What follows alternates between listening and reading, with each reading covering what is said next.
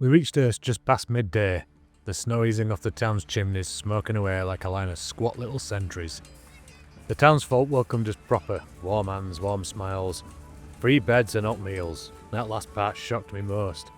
Folk don't usually give mercenaries anything but suspicion with their supper, but bringing the farmer home alive earned us more gratitude than I knew what to do with. We took it, for one night, we took it gladly. Balin, though, he carried his frustration around like a stone in his boot. I'd been watching him swing that axe these past few days. Wide axe, feet planted too heavy, putting his back into blows that never needed it. Axe good, arms strong, but his head works against him. So, I dragged him outside the inn that evening, ground still hard with frost.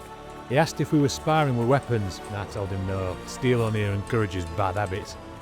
I put him through the basics again, stance, balance, driving from the hips, not the shoulders. Every time he wobbled, I knocked him over. Every time he overreached, I tapped his ribs. It wasn't pretty, but the lad never stopped getting up, and by the end of it, he managed one clean strike. Barely a tap, but it counted. He'll be a fighter yet, he just needs the world knocked into shape around him. Next morning I wandered into the market. No reason, just stretching the legs and letting the cold air nip at my cheeks. Found myself staring at an old fishing rod leaned against a stall. Ash wood, wrapped handle. Someone had patched it proper and kept it clean. Been a while since I fished, and the thought of doing something relaxing was welcome after the last few weeks. I walked down to a pond, cast a line for 3 hours. Caught nothing, not even a nibble, but the quiet was worth more than a bag of fish. Just me, the river, and a moment where the world didn't demand blood. Evening in the inn came warm and soft, fire roaring, bowls of stew thick enough to stop a blade, Ben chatting with the innkeeper, Ishi cleaning his blades, Apollo sitting straight back like the man's afraid someone will rate his posture. But peace never sits long with a warband, so the talk turned to the sewers. Strange noises, missing livestock, guards too scared to investigate, rumours of shapes moving under the streets at night. We decided to handle it, a favour to the town, a test for ourselves, and maybe, just maybe, a chance to sniff out something bigger in this bloody frozen land. At first light we'd descend. A cold morning, breath like smoke. The grate into the sewers groaned when we lifted it, loud enough to wake a corpse. Apollo took point, lantern low, sword ready, Ishi and Ben behind, eyes sharp, Anthem murmuring some quiet prayer at our backs. And Balin, well, he was trying his best. The tunnel smelled of mould and rot. Water ran shallow but fast, swirling with things I'd rather not name. Scratching echoed along the bricks. Movement, Apollo whispered. Close.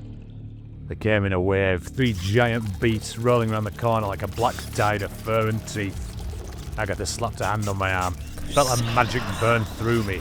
Sharp, fierce, like someone lit a spark in me bones. I charged in to support Ishi. The morning star swept left, right, trying to find purchase. A wet thud tells me I found my mark as one of the beasts stopped its squealing. Then boots splashed hard behind me, Apollo moving fast. He came in like a hammer, dropped from the gods. One rat lunged at my back and he caught it mid-air, hand around its neck as he drove his sword through its belly. The ripples in the filthy water grew wider, faster, until another rat broke through the dark, bigger than the last two, foam at its mouth, eyes wild. Ben, I barked! The creature crashed into him anyway, sending both stumbling back into the shallow water. Ben hit the wall hard, but kept his grip on his hammer. He swung back in response, the beast slamming into the wall and laying still. With the last of the rats twitching in the muck, the filthy tunnel finally went still. No more skittering, no shapes in the corner of the lantern light, just the drip of water and the stink of blood mixing with the filth. Ishi wiped a smear of grime off his cheek with the back of his sleeve. And I'll check the side room, he said, already slipping past the rest of us. He moved with that cat-like caution he's got, light steps, eyes always scanning for things the rest of us don't notice. I heard a soft grunt from inside, then his voice. Got something. We regrouped quick, loot stowed, blades cleaned as best we could in a place where the water itself might bite back. Apollo took point again, lantern held low to keep the glare from blinding us. The rest of us fell into formation without needing words. A hiss, a scrape, then the flood. 3 full swarms rounding the corner in a single living wave. A churning mass of bodies, eyes and teeth, all rolling over each other like a tide of fur made of hunger. Not a single rat anymore, not even giants, a carpet of them. Behind me, Balin fired a bolt that scattered a swarm, the lad. While looking for his next bolt, he knocked his entire quiver into the fast-running sewer. He stared down in horror as the bolts vanished into the darkness. When he lifted the empty quiver, only one remained. Make it count, I told him. 3 swarms hit me at once. I stood ground, smashing bodies left and right, boots stomping through the filth. They climbed my legs, snapped at my coat, but I held strong. For every rat I crushed, 2 scattered back into the pipes. Apollo held our left, she took the right. Balin clutched at his one bolt like a prayer. By the time the squealing stopped, I was soaked in blood and muck, but still standing. The tunnel felt quiet. Too quiet. Then a snicker drifted through the dark, sharp, wet, wrong. "Show yourself," Apollo called. A low voice answered. "You've made such a mess." Out of the gloom came 2 more giant rats, and behind them, a hunched man in filthy rags.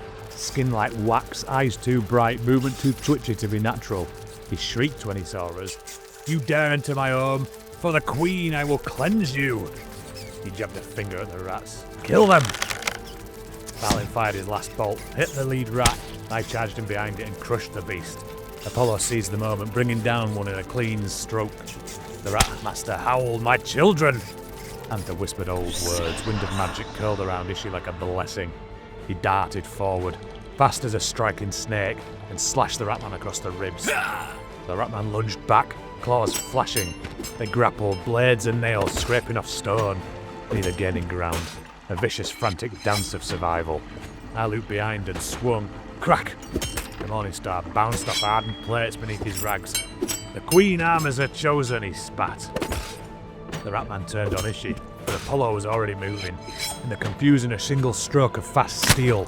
The ratman fell, choking on his own blood. He pointed at me with a trembling hand. "She sees you." Then he died.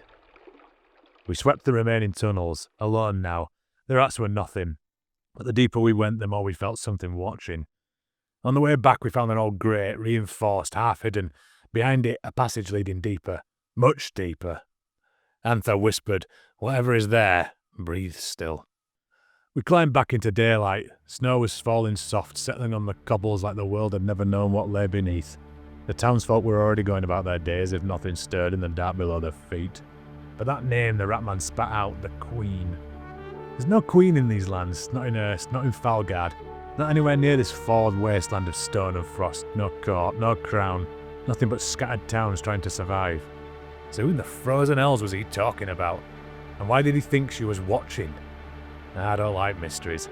They have a habit of growing teeth, and something tells me this one's bristling with them.